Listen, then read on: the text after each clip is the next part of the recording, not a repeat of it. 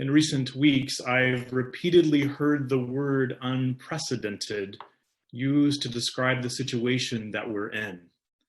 There is something to that. This is truly an extraordinary time. Never before in human history have so many people the world over suspended so much of what we only recently considered normal life that we might protect ourselves and our neighbors from a virus. Never before have so many people been working together towards a common goal. This great global effort is a labor of love for self and for stranger, and it is an act of service, an act of deep devotion to life itself. While this massive response has been without precedent, dangerous viruses, of course, pop up with some regularity. Given that we live within a marvelous web of life that includes contagious diseases, such bugs are simply a highly inconvenient part of being human. And yet, as Albert Camus observed in his novel, The Plague, every outbreak catches people equally by surprise. We somehow think ourselves invincible until Mother Nature reminds us that we are not. This is a lesson some of us have learned before at other points in our lives, though we may have forgotten it, which too seems to be a part of being human. Over the past couple of months, I've noticed within myself and among others who have survived the worst of the AIDS crisis, a shared awareness of how very familiar this moment feels. HIV and the coronavirus are very different, and the pandemics they've unleashed have and will continue to play out in distinct ways. But there are similarities too. For those of us who carry this muscle memory, and I would also say the scars from the trauma of it all, there's been a heightened sense of vigilance of late. The parallel that comes to mind is how in island cultures and parts of the world prone to tsunamis, there is wisdom passed down the generations that when the earth quakes or when the tide suddenly rushes out, you gather up yourself and everyone around you and run as fast as you can for the hills. The impulse to survive, the imperative to save lives becomes deeply embedded in our collective memory, sometimes even without it being particularly conscious. Someday when all of this is over, each of us will carry the sacred knowledge of this time forward into a different world. This memory imprinted on our hearts will save and serve life in ways that we can't even imagine now. In recent days and weeks, as I've been reflecting back on the lessons I learned by living through the AIDS pandemic, I've thought back about what it meant to be a caregiver and a caseworker and a chaplain. And I think there are lessons from this time that are worth sharing. That pandemic, as I said, unfolded quite differently. You were either affected by it directly or you weren't. I recall standing in a grocery store one night on my way home from visiting my friend Bill, who was in hospital and nearing the end. I hadn't eaten and I hadn't been home in days. The cupboard was bare, so there I was in a grocery store standing in line to buy a few things.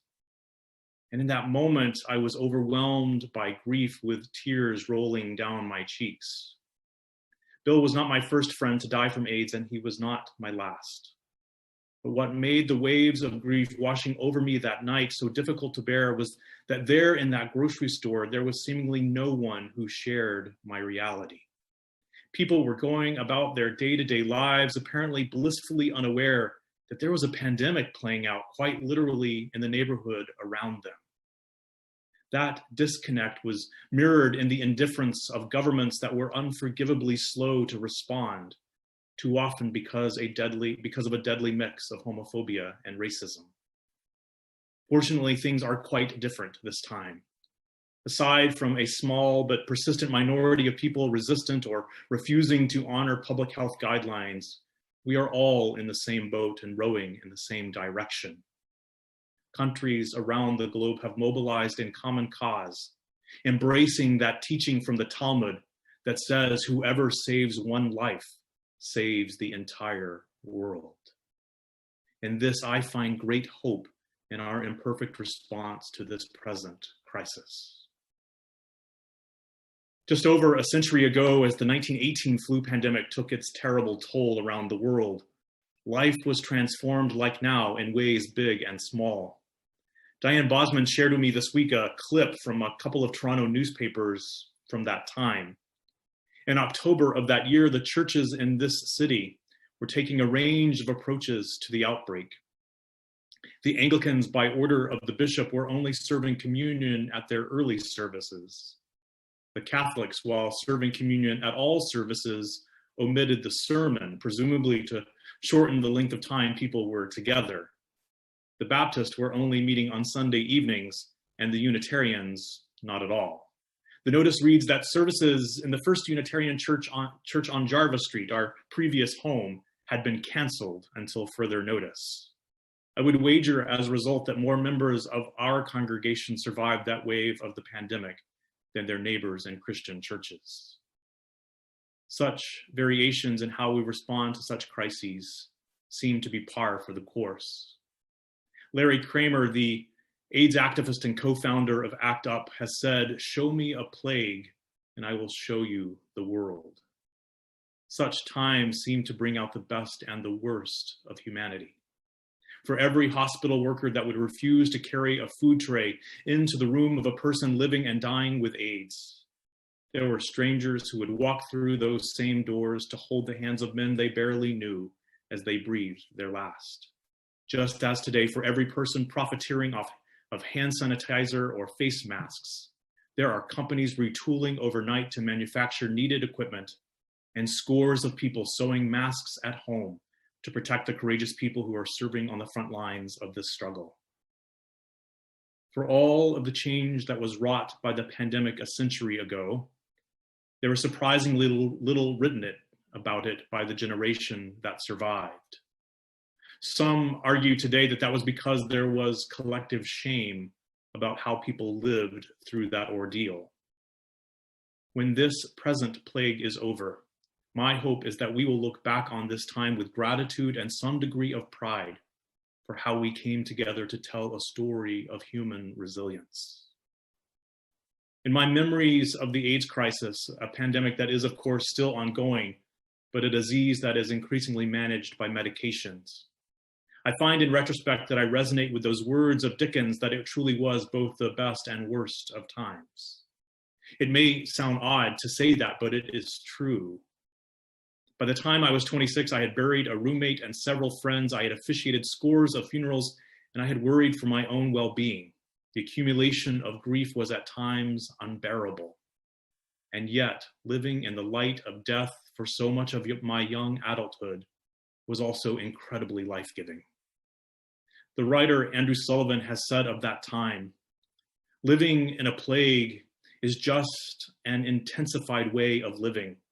It merely unveils the radical uncertainty of life that is already here and puts it into far sharper focus.